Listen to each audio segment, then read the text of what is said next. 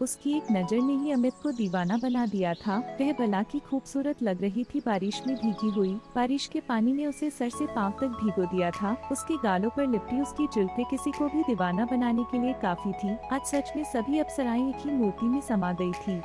आज की पहले बहुत से चेहरे देखे लेकिन किसी में भी इतनी कशिश नहीं देखी थी। आज सच में धन्यवाद करने का मन कर रहा था उस रोड लाइट का जिसकी मेहरबानी से उनका दीदार हो पा रहा था।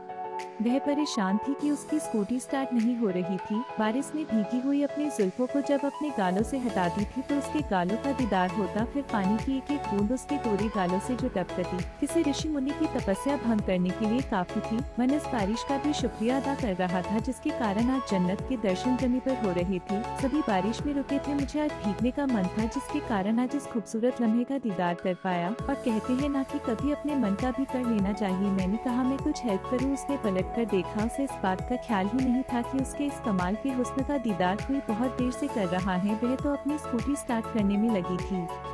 वह थोड़ी दूर हटी, मैंने एक किक मारी और स्कूटी स्टार्ट हो गई। उसने कहा आप मैकेनिक हैं? मैंने कहा नहीं, बहुत जल्दी में भी कभी कभी गाड़ी स्टार्ट नहीं होती। वह स्कूटी पर बैठ गई, अपना हाथ बढ़ाया। परिणाम है मेरा, मैं अमित। उसका हाथ छोड़ने का मन तो नहीं कर रहा था लेकिन हीरो से जीरो नहीं बनना चाहता था, इसीलिए परी के कोमल हाथों को छोड़ दिया। परी ने बॉय बोला, चली गई। मैं उसे देखता रहा जहाँ तक वह दिखी मुझे। मेरी आंखों से नींद गायब थी। बस यही सोच रहा था कि इस परी से ऐसे क्या फिर मिलूंगा, कभी दोबारा दीदार होंगे या नहीं। उस खूबसूरत गुलाबी चेहरे के उन मुलायम हाथों का स्पर्श कभी होगा। एक मैरिज पार्टी में सभी अपनी मस्ती में थे। कुछ बच्चे डीजे की धुन पर थिरक रहे थे, कुछ औरतें आपस में हंसी के ठहाके लगा रही थी। मैं अपने दोस्त का इंतजार कर रहा था जिसके भाई के मैरिज पार्टी में आया था। चूंकि वह किसी को नहीं जानता था इसलिए ये बोरिंग पार्टी लग रही थी। अमित बहुत देर के बाद होटल से बाहर चला आया। पार्किंग के पास आकर उसने अपने दोस्त रवि को दोबारा फोन किया। अमित कहाँ है यार, 5 मिनट बोला था और अभी आधे घंटे हो गए। रवि थोड़ा देर रुक, अभी आता हूँ। अमित वही होटल के बाहर ही टहल रहा था कि कुछ देर बाद एक स्कूटी पर वही खूबसूरत लड़की परी शायद अपनी माँ के साथ अंदर आई और पार्किंग में गाड़ी पार्क करने चली गई। अमित मन में सोचने लगा, स्कूटी के पीछे बैठी औरत को कहीं देखा है, लेकिन उसे याद नहीं आ रहा था। वे दोनों कुछ देर में गाड़ी पार्क करके आ गई। अमित जैसे उनको दोबारा देखा उसे याद आ गया, वह निराश रेखा है। दुआ इतनी जल्दी कबूल होती है, कभी सोचा न था। अभी कल की बारिश में जिसके दीदार हुए थे, जिसको याद करके रात भर करवटें बदलता रहा, वह आज मेरे सामने थी। कल बारिश में जितनी खूबसूरत लग रही थी उतनी ही आज भी निखार है। उनके हुस्न में फर्क बस इतना था कि बारिश के कारण जो रेशमी जुल्फें उसके गालों से चिपक रही थी वही आज हवा में लहराकर उसके गालों को चुम रही थी। खुदा ने बहुत ही फुर्सत से तेरे हुस्न को तरासा है, काश तेरे हथेलियों पर मेरा नाम लिखा हो। खुदा ने। रेखा जी कैसे हो? अमित। रेखा जी अमित को पहचान गई। अमित ठीक हूँ, आप कैसी है? रेखा जी ठीक हूँ, किसी का इंतजार कर रहे हो? अमित रवि का। रेखा जी अच्छा ठीक है, अभी हो ना अमित जी? रेखा जी तो मिलना, बिना मिले नहीं जाना। रेखा जी ऐसे बात कर रही थी जैसे उसको बरसों से जानती हो। परी और अमित। अमित ठीक हूँ। रेखा कैसे जानती हो तुम अमित को? परी बताया तो था, कल रात बारिश में स्कूटी स्टार्ट नहीं हो रही थी तो अमित। रेखा तो वह अमित था, रवि का दोस्त है। रवि की बर्थडे पार्टी में मुलाकात हुई थी, बहुत अच्छा लड़का है, मुझे घर तक छोड़ा था उस दिन। परी क्या यादाश्त है आपकी, 6 महीने पहले जिससे मिली थी वह याद है? बात करते करते दोनों होटल के अंदर पहुंच गई और वहां मिराज चड्ढा और उनकी दोनों बेटियों से उनकी मुलाकात हुई। इधर रवि भी 15 मिनट में होटल आ गया अपने बड़े भाई और भाभी न्यू कपल के साथ। रवि और भाई अमित, ये है हमारी भाभी, कैसी है? रवि बहुत खुश था अपनी नई नवेली भाभी के साथ। अमित बहुत खूबसूरत है। रवि अंग्रेजी में बोल, हिंदी नहीं समझती हमारी भाभी। क्यों भाभी? रवि ने भाभी के तरफ नहीं देखा, जानता था भाभी उसे घर रही होंगी। भाभी अंग्रेजी में PhD की थी। अमित वेरी ब्यूटीफुल, हिंदी सिखा देना भाई, क्योंकि मेरी अंग्रेजी बहुत अच्छी नहीं है। हंसी के ठहाकों के साथ आगे बढ़ गए नए जोड़े। से मिलने के लिए सब बेकरार थे। दुल्हन से मिलकर बच्चे बहुत खुश थे। रवि ने भी अपने बाकी मित्रों से अमित का परिचय कराया। पार्टी को सब एंजॉय कर रहे थे।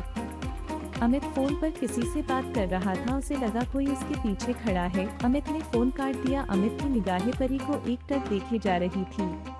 परी अमित 9991 डी।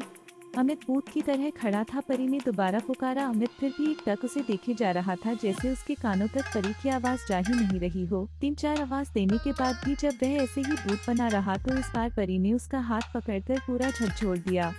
एक परी, अमित कहाँ खोए हो? अमित थोड़ा हड़बड़ाए हुए, कहीं नहीं। परी 4-5 बार अमित अमित बुला चुकी। तुम सामने खड़े हो, कुछ बोल ही नहीं रहे हो। कहाँ खोए हो? अमित बात को टालते हुए कैसे कहे कि तुम्हारे ख्वाबों में। कैसी हो? परी फाइन। अमित स्कूटी बीच में बंद तो नहीं हुई? परी नहीं। कल के लिए थैंक्स। मैं आधे घंटे से स्टार्ट कर रही थी, वह स्टार्ट ही नहीं हो रही थी। अमित एक बात कहूँ? परी की प्रेमली बातों से अमित की हिम्मत बढ़ रही थी। परी बोलो। अमित तुम बहुत खूबसूरत लग रही हो। परी मुस्कुराती हुई, थैंक यू। अमित मैंने सोचा नहीं था कि तुम ऐसे मिल जाओगी, फिर तुम ऐसे आकर मुझसे बात करोगी। अभी जब तुम सामने आकर खड़ी हुई तो मैंने सोचा ये मेरी कल्पना है, मैं तुमको देखे जा रहा था। परी अपनी तारीफ सुनकर मन ही मन बहुत खुश थी। परी और कल मैंने नोटिस किया, कल भी तुम बहुत ध्यान से देख रहे थे। मेरी मदद के लिए रोके थे या फिर? अमित मदद के लिए ही रोका था, लेकिन तुम्हारे हुस्न का दीदार करने से अपने को रोक नहीं सका। बारिश में तुम बहुत हसीन लग रही थी। परी मैं बारिश में परेशान थी, आधे घंटे से भीग रही थी और तुम वहाँ मजे ले रहे थे, झूठा गुस्सा दिखाते हुए। अमित गलत न समझो, तुम्हारा ध्यान मुझ पर था ही नहीं। तुमको देखने के बाद कोई भी तुमको देखता ही रह जाता, फिर तुम क्या चीज हो? अमित सारी कायनात में तुम जैसा शायद ही कोई होगा। परी ज्यादा नहीं हो रहा? अमित नहीं, अब दोनों दोस्त बन चुके थे, अब डर नहीं था किसी बात का। अमित रात भर तुमको ही याद करता रहा। एक दोनों अपनी बातों में इतने खो गए थे कि उनको किसी का ध्यान ही नहीं था। परी ने भी अमित को एक बार में ही दिल दे दिया था। रेखा जी का फोन आया तो परी चली गई। जाने से पहले दोनों ने एक दूसरे के फोन नंबर लिए, एक और मिलने का वादा भी किया। रेखा की नजरों से अमित बचकर परी को देखता रहा। पार्टी समाप्ति की ओर थी। लोग एक दूसरे से मिलने के बाद जाने लगे थे। अब अमित भी जाने की सोच रहा था कि पीछे से आवाज आई। अमित ने पीछे मुड़कर देखा तो रेखा जी अपनी परी के साथ थी। रेखा जी, अमित खाना खा लिए? अमित जी। रेखा पूरी पार्टी खत्म हो गई, तुम मिले ही नहीं। मैंने तुमको ढूंढा लेकिन तुम नहीं दिखे। अमित मैं भी मिलना चाहता था, लेकिन इतने लोगों में आप नहीं दिखी। वह झूठ बोल रहा था, वह तो परी के साथ ही था। रेखा जी कभी घर पर आओ। अमित होगा। रेखा जी कल संडे है, कल आओ, मैं कल तुम्हारा इंतजार करूंगी। रेखा जी ने अपना नंग शून्य दिया और उसका भी नंग शून्य लिया। अमित और परी के चेहरे पर एक अलग ही मुस्कान थी और कल फिर से मिलने की खुशी थी। अब दोनों के मिलने का सिलसिला शुरू हो गया। कहते हैं दोस्तों, इश्क के राज छुपाए नहीं छुपते। दोनों के रिश्तों की खबर रेखा को भी लग गई, मगर होना क्या था, रेखा को तो अमित पहले से ही पसंद था। उसे अपने दामाद के रूप में पाकर आज वो भी बहुत खुश थी।